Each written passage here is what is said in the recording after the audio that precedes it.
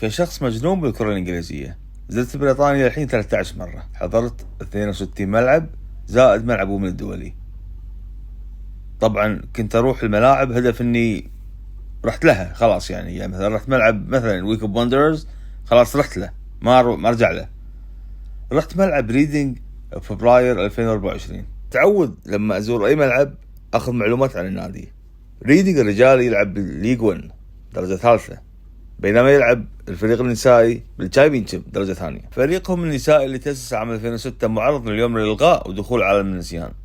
الفريق النسائي الأول وكذلك الأكاديمية الخاصة باللاعبات ممكن تلغي كذلك، وحتى قمصانهم للموسم القادم ما راح يتم عرضهم للبيع. النادي حاليا يعاني من مشاكل كثيرة جدا بعد الملكية الصينية، ومالكهم دا يونغ الغير مرغوب فيه مكروه حاليا جدا، يعني يبون يبيع النادي يفكون منه. بس الفريق النسائي راح يكون ضحية من ضحاياهم بعد تحذيرهم بعدم وجود ضمانات لمشاركة الموسم القادم. الحين قاعدين يكتبون بيتيشن أو عريضة حاليا يجمعون فيها توقيعهم على أمل استمرار فريق الموسم القادم. ريدينج للسيدات ما هو فريق سهل، يعني قبل سنتين كان بالدرجة الأولى اللي يسمونه دوري السوبر النسائي، واخرج لاعبات مميزات عبر التاريخ يعني مثل ماري إيربز، فرانك كيربي، فرا ويليامز.